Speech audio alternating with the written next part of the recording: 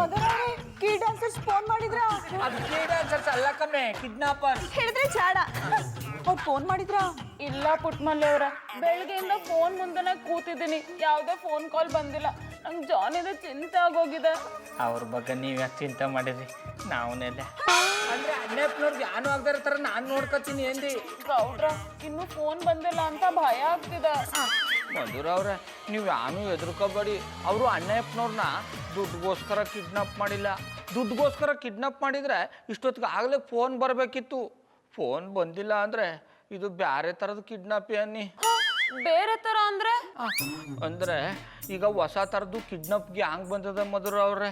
ಅವರು ದುಡ್ಡುಗೋಸ್ಕರ ಕಿಡ್ನಾಪ್ ಮಾಡಲ್ಲ, ಕಿಡ್ನಾಪ್ ಮಾಡ್ಕೊಂಡು ಹೋಗಿ ಹಾರ್ಟು, ಕಣ್ಣು, ಕಿಡ್ನಿ ಎಲ್ಲನೂ ಹೋಗಿ ಕಿತ್ಕೊಂಡು ಪಾರಿನೂ ಮಾರ್ಕೋತಾರೆ. ಆಮೇಲೆ ಘಟನ ಎಷ್ಟು ಬಿಡ್ತಾರೆ. ನಂಗೆ ಯಾಕೋ ಅಣ್ಣಪ್ಪನವ್ರ ವಿಷಯದಲ್ಲೂ ಗೌಡ್ರ ಏನು ಹೇಳ್ತಿದ್ದೀರಾ? ಹಂಗಾಗಿರ್ಬೋದಂತ ಇಮ್ಯಾಜಿನೇಷನ್ ಮಾಡ್ಕೊತಿದ್ವಿ ಮಧುರ ಅವ್ರೆ. ಪಾಪಣ್ಣ ಹಂಗೆಲ್ಲ ಮಾಡ್ಕೋಬೇಡಿ, ಅದನ್ನೆಲ್ಲ ನನ್ನ ಕೈಯಿಂದ ಕೇಳಕ್ ಆಗಲ್ಲ ಅನ್ನಿ. ಚಂದನ್ ಅವ್ರಿಗೆ ಏನು ಆಗಲ್ಲ, ಅವ್ರು ಚಂದಗೆ ಇರ್ತಾರೆ. ಮಧುರವ್ರೆ ಅವರೇ ಫೋನ್ ಮಾಡಿರ್ಬೇಕು, ತೆಗಿರಿ ತೆಗಿರಿ. ಮಧುರ ಅವ್ರೆ ಲೌಡ್ ಸ್ಪೀಕರ್ ಹಾಕಿ. ಹಲೋ, ಮಧುರ ಜನಾರ್ದನ್ ಅವರ ಮಾತಾಡ್ತಾ ಇರೋದು? ಹೌದು, ನಾನೇ ಮಾತಾಡ್ತಿರೋದು. ನೀವ್ಯಾರು? ನಿನ್ನೆ ರಾತ್ರಿ ನಿಮ್ಮ ಕಣ್ಣು ಮುಂದೆ ನಿನ್ನ ಗಂಡನ ಕಿಡ್ನಾಪ್ ಮಾಡಿದವರು. ಅಂದ್ರೆ ನೀವು ಕಿಡ್ನಾಪರ್ಸಾ? ಹೌದು, ನಾವು ಹೇಳ್ದಂಗೆ ನೀವು ಕೇಳಲಿಲ್ಲ ಅಂದರೆ ನಿಮಗೂ ನಿಮ್ಮ ಗಂಡನಿಗೂ ಋಣ ಮುಗೀತಂತಾನೆ ತಿಳ್ಕೊಂಡ್ಬಿಡಿ. ಋಣ ಮುಗಿಯಕ್ಕೆ ನಾವು ಬಿಡಲ್ಲ. ನನ್ನ ಕೈಗೆ ನೀವು ಸಿಕ್ಬಿಟ್ರೆ ನಿಮ್ಮನ್ನ ಚಿತ್ರಾನ್ನ ಮಾಡಿ ಚಿಂತಾಮಣಿಗೆ ಹಂಚ್ಬಿಡ್ತೀನಿ. ಗೌಡ್ರ ಸುಮ್ಮನಿರಿ. ನಾವು ಮಾತಾಡ್ಬೇಕಾದ್ರೆ ಆ ಪಟಾಪಟಿ ಚಡ್ಡಿ ಬನಿಯನ್ ಮಾರೋನು ಮಧ್ಯೆ ಯಾಕೆ ಮಾತಾಡ್ತಾವನೆ? ಲೋ ಪಟಾಪಟಿ ಚಡ್ಡಿ ಮಾರೋನೆ, ಸುಮ್ಮನೆ ಇದ್ರೆ ಸರಿ. ಈಗ ಇಲ್ಲ ಅಂದರೆ ನೆಕ್ಸ್ಟ್ ಟಾರ್ಗೆಟ್ ನೀನೇ. ಜನರನ್ನ ಯಾಮಾರಿಸಿ ದುಡ್ಡಿರೋ ದುಡ್ಡನ್ನೆಲ್ಲ ಒಂದೇ ಸತಿ ಪೀಕಿಸ್ಬಿಡ್ತೀವಿ. ಬಾವಣ್ಣ ಇವ್ರಿಗೆ ನಿಮ್ ಬಗ್ಗೆ ಎಲ್ಲ ಚೆನ್ನಾಗ್ ಗೊತ್ತದೆ, ನಿಮ್ ಮುಂದೆ ಕಿಡ್ನಾಪ್ ಮಾಡಾರಂತೆ. ಸಾಕು ಸುಮ್ಮನೆ ಕೂತ್ಕೊಮ್ಮೆ. ನಾನು ಕಿಡ್ನಾಪ್ ಮಾಡ್ತೀನಿ ಅಂದ್ರೆ ರಿಲೀಸ್ ಆಗಿರೋ ಬಬ್ರುವಾಹನ ಮೊದಲನೇ ದಿನ ತೋರಿಸ್ದಂಗೆ ಆಗ್ತಿದೆ.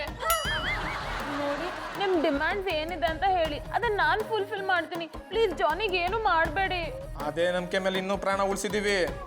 ನೀವು ನಮ್ಗೆ 50,000 ರೂಪಾಯಿ ದುಡ್ಡು ತಂದು ಕೊಡ್ಬೇಕು. ಇಲ್ಲ ಅಂದ್ರೆ ಏನ್ ಮಾಡಿರಿ? ನಿಮ್ಮನ್ನ ಹೆಂಗ್ ಬ್ಯಾನ್ ಹಾಕ್ಬೇಕು ಅಂತ ನನಗೆ ಗೊತ್ತು. ಸುಮ್ಮನೆ ಇದ್ರೆ ಸರಿ. ಗೌಡ್ರ ಸುಮ್ಮನಿರಿ ಅಂತ ಹೇಳಿದ್ನಲ್ಲ. ಈ ಜಾನಿ ಪ್ರಾಣಕ್ಕೆ ಕಂಟಕ ಇದೆ. ಈಗ ದುಡ್ಗಿಂತ ಅವ್ರ ಪ್ರಾಣನೇ ಮುಖ್ಯ. ನೋಡಿ, ನಾನು ನಿಮಗೆ 50,000 ಕೊಡ್ತೀನಿ. ಪ್ಲೀಸ್ ಜಾನಿಗೆ ಏನೂ ಮಾಡಬೇಡಿ, ಬಿಟ್ಬಿಡಿ. ದುಡ್ಡು ಕೊಡ್ತೀವಿ ಅಂತ ಹೇಳಿದ್ಮೇಲೆ ಅವ್ರಿಗೇನಾದರೂ ಮಾಡೋದಕ್ಕೆ ನಮಗೇನು ತಲೆ ಕೆಟ್ಟಿದೆಯಾ? ದುಡ್ಡನ್ನ ನೀವು ತರಬೇಡಿ, ಪುಟ್ಮಲ್ಲಿ ಅವ್ರ ಕೈಲಿ ಕೊಟ್ಟು ಕಳಿಸಿ. ಬೇಡ, ಪುಟ್ಮಲ್ಲಿ ಅವ್ರು ಇಲ್ಲಿಗೆ ಬರೋದು ಬೇಡ. ಅವ್ರೇ ದುಡ್ಡು ತಗೊಂಡು ಬರ್ಬೇಕು. ಯಾಕಂದ್ರೆ ಪುಟ್ಮಲ್ಲಿ ಅವರಂತ ದಡ್ಡ ಹೆಂಗ್ಸು ಈ ಪ್ರಪಂಚದಲ್ಲಿ ಯಾರೂ ಇಲ್ಲ. ನಿಮ್ಮಂತ ಕಿರಾತಕ ಕೈಲಿ ಇಲ್ಲಿ ದುಡ್ಡನ್ನ ತರಿಸಿದ್ರೆ ಉಂಡೆ ನಾಮ ಹಾಕ್ಬಿಡ್ತೀರಾ. ಅದಕ್ಕೆ ಅವ್ರ ಕೈಲಿ ತರಿಸ್ತಾರೆ. ಮಧುರ ಅವ್ರೆ, ನೀವು ತಾಯಿ ಆಯ್ತಿದ್ದಾರೆ ಅನ್ನೋ ವಿಷಯಕ್ಕೆ ಉಳಿಸ್ಕೊಂಡು ನನ್ನ ಕೈಲಿ ಇನ್ನೂ ಅರಗಿಸ್ಕೊಳಕ್ಕಾಯ್ತಾ ಇಲ್ಲ. ನಿಮ್ಗೆ ಈ ವಯಸ್ಸಲ್ಲಿ ತಾಯಿ ಆಗೋ ಅವಶ್ಯಕತೆ ಇತ್ತ? ಅಲ್ಲ, ನೀವು ತಾಯಿ ಆಗಕ್ಕಿಂತ ಮುಂಚೆ ಒಂದೇ ಒಂದು ಮಾತು, ನನ್ನ ಗೌಡ್ರೆ ನಾನು ತಾಯಿ ಆಗಲ್ಲ ಬೇಡವಾ ಅಂತ ಕೇಳಬಹುದಾಗಿತ್ತು ತಾನೆ. ಯಾಕೆ ಮಧುರ ಅವ್ರೆ ಹೆಂಗ್ ಮಾಡಿಬಿಟ್ರಿ? ನೀವು ಮಾಡ್ರೆ ನೋವು ನನ್ನ ಕಲಿ ಸಹಿಸ್ಕೊಳಕ್ ಆಯ್ತಾ ಇಲ್ಲ.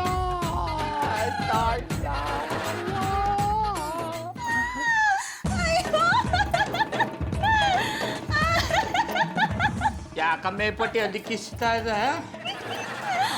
ಬಾಬಣ್ಣ ಚಂದನ್ ಅವರು ಹುಚ್ಚರು ಅನ್ನಿ ಮಧುರವರು ತಾಯಿ ಆಗ್ತಾರ ವಿಷಯ ಊರಿಗೆಲ್ಲ ಹೇಳ್ಕೊಂಡ್ಬಂದ್ಬಿಟ್ಟವ್ರೆ.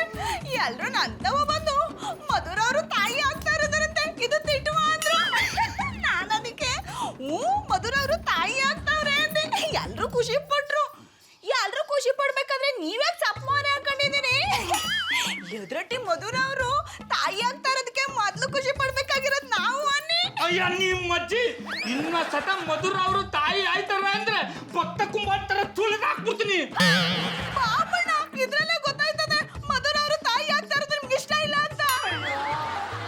ಆ ವಿಷಯ ಬಿಟ್ಟು ಬ್ಯಾರೆ ವಿಷಯ ಮಾತಾಡಮ್ಮೆ. ಆ ವಿಷಯ ಕೇಳಿ ಕುಡ್ದಿರೋದೆಲ್ಲ ಇಳಿದವಾಯ್ತು.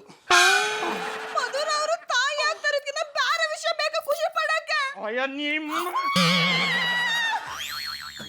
ಹಲೋ ನಮಸ್ಕಾರ ಸರ್. ನಾನು ಸರ್ ಪಾಲಿಸಿ ಏಜೆಂಟ್ ಜಾನಿ ಅಲಿಯಾಸ್ ಜಾಕ್ಪಟ್ ಜನಾರ್ದನ್ ಮಾತಾಡ್ತೀನಿ. ಹಾಂ ಸರ್, ಲಾಸ್ಟ್ ಟೈಮು ಒಂದು ಪಾಲಿಸಿ ಮಾಡಿಸ್ತೀನಿ ಅಂತ ಹೇಳಿದ್ರಿ. ನೋಡಿ ಸರ್, ಹೀಗೆಲ್ಲ ಮಾತಾಡ್ಬಿಡಿ. ಇದ್ರಿ ಫೋನು. ಜನಗಳಿಗೆ ಏನಾಗಿದೆಯೋ, ನಿಯತ್ತಾಗಿ ದುಡ್ದು ಬದುಕ್ತೀನಂದ್ರೂ ಬಿಡಲ್ಲ ಅಂತಾರೆ. ಆಗಲ್ಲ ಅಂದ್ರೆ ಆಗಲ್ಲ ಅಂತ ಹೇಳ್ಬೇಕು. ಅದು ಬಿಟ್ಟು ಬಾಯಿಗೆ ಬಂದಂಗೆ ಮಾತಾಡ್ತಾರೆ. ಥೂ.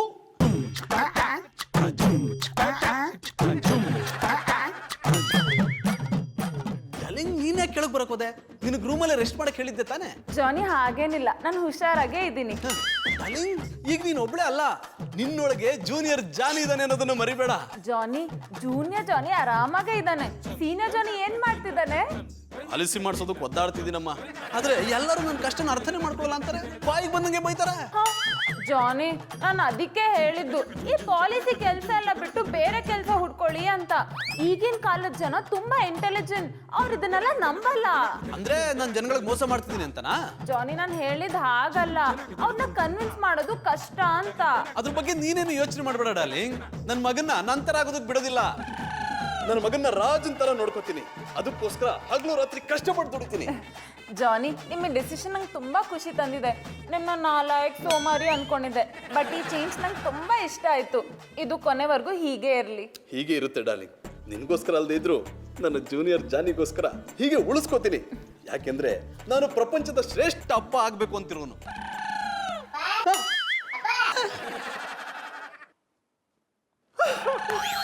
ರಮ್ಯಾ, ನಾನು ಜಾನಿಗೆ ಹೇಳಿರೋದು ಸುಳ್ಳು ಅಂತ ಗೊತ್ತಾದ್ರೆ ಅವ್ರು ಹೇಗೆ ರಿಯಾಕ್ಟ್ ಮಾಡ್ತಾರಂತ ಯೋಚನೆ ಮಾಡಿನೇ ಭಯ ಆಗ್ತಿದೆ. ಅವ್ರಿಗೆ ಸತ್ಯ ಹೇಳ್ಬಿಡ್ಲಾ? ಹಲೋ ಸರ್, ಪ್ಲೀಸ್ ಸರ್ ಒಂದೇ ಒಂದು ಪಾಲಿಸಿ ಮಾಡಿಸಿ ಸರ್. ನೋಡಿ ಸರ್, ನೀವು ಈ ರೀತಿ ಎಲ್ಲ ಮಾತಾಡಬಾರ್ದು. ಇಡ್ರಿ ಫೋನು. ಸವಾಸ ಮಾಡೋದಕ್ಕಿಂತ ಸುಮ್ಮನಿರೋದು ಒಳ್ಳೇದು. ಜಾನಿ, ಯಾಕೆ ಹೀಗೆ ಸಿಟ್ ಮಾಡ್ಕೊಂಡಿದ್ದೀರಾ? ಈ ರೀತಿ ಸಿಟ್ ಮಾಡ್ಕೊಂಡ್ರೆ ವ್ಯವಹಾರ ನಡೆಸೋದು ಹೇಗೆ? ಇಂಥವ್ರ ಜೊತೆ ವ್ಯವಹಾರ ಮಾಡೋದಕ್ಕಿಂತ ಸುಮ್ಮನಿರೋದು ಒಳ್ಳೇದು. ಆಗತ್ತೆ ಅಂದ್ರೆ ಆಗತ್ತೆ ಅನ್ಬೇಕು, ಇಲ್ಲ ಅಂದ್ರೆ ಇಲ್ಲ ಅನ್ಬೇಕು. ಅದ್ಬಿಟ್ಟು ಬಾಯಿ ಬಂದಂಗೆ ಮಾತಾಡಿದ್ರೆ ನಾವು ಎಷ್ಟು ಅಂತ ಸಹಿಸ್ಕೊಳ್ಳೋದು. ಹೋಗ್ಲಿ ಬಿಡಿ ಜಾನಿ, ನೀವೇ ಮಾತು ಕೇಳಿಲ್ವಾ ಟ್ರೈ ಅಂಟಿಲ್ ಯು ಸಕ್ಸೀಡ್ ಅಂತ? ಸೋಕೆ ಮದು, ನನ್ನ ಮಗನಿಗೋಸ್ಕರ ನಾನು ಕಷ್ಟಪಟ್ಟು ದುಡಿತೀನಿ. ನೀನ್ಯಾಕೆ ಹೀಗೆ ನಿಂತಿದ್ಯಾ? ಹೋಗಿ ರೆಸ್ಟ್ ಮಾಡು, ಹೋಗು. ಸರಿ. ದೇವ್ರೆ, ಈಗಿನ ಕಾಲದಲ್ಲಿ ನಿಯತ್ತಾಗಿರೋ ಬೆಲೆನೇ ಇಲ್ವಲ್ಲಪ್ಪ. ಹೀಗೆ ಆದ್ರೆ ನಾಳೆ ನನ್ನ ಮಗನ್ಗೆ ಏನೂ ತಂದು ಕೊಡಕ್ಕಾಗಲ್ಲ. ಅವನ ಮುಂದೆ ನಾಲಾಯಕ ಅನಿಸ್ಕೋಬೇಕಾಗತ್ತೆ. ಹೇಗಾದ್ರೂ ಮಾಡಿ ದುಡ್ಡು ಮಾಡ್ಬೇಕಲ್ಲ. ಇದೇ ಸರಿ. ಈಗಿನ ಕಾಲದಲ್ಲಿ ಸರಿಯಾದ ದಾರಿಯಲ್ಲಿ ಹೋಗೋರ್ಗೆ ಬದುಕಕ್ಕಾಗಲ್ಲ.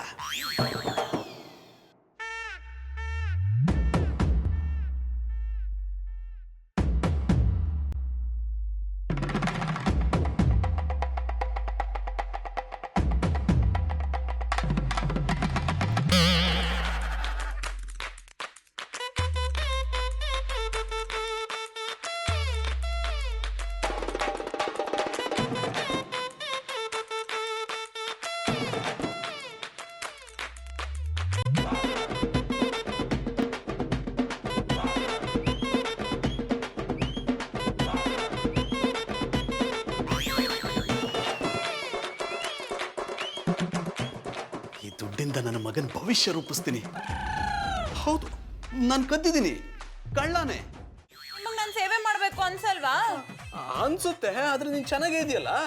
ಅಲ್ಲ ಶಾಸ್ತ್ರಿಗಳೇ, ನನ್ನ ಹೆಂಡತಿ ಹುಷಾರ್ ತಪ್ಪಿದ್ರೆ ನಾನ್ ಸೇವೆ ಮಾಡ್ದೆ, ಇನ್ನರ ಕೈಲಿ ಸೇವೆ ಮಾಡಿಸ್ಲಿ. ಆದ್ರೆ ಶಾಸ್ತ್ರಿಗಳು ಸಿಕ್ಕು ನಿನ್ ಗ್ರಹಗತಿಗಳು ಚೆನ್ನಾಗಿಲ್ಲ, ನೀನೇನಾದ್ರೂ ಅವಳನ್ನ ಮುಟ್ಟಿದ್ರೆ ಅವಳು ಕಾಯಿಲೆ ಜಾಸ್ತಿಯಾಗಿ ಉಳಿಸ್ಕೊಳ್ಳೋದೇ ಕಷ್ಟ ಅಂತ ಹೇಳಿದ್ರು.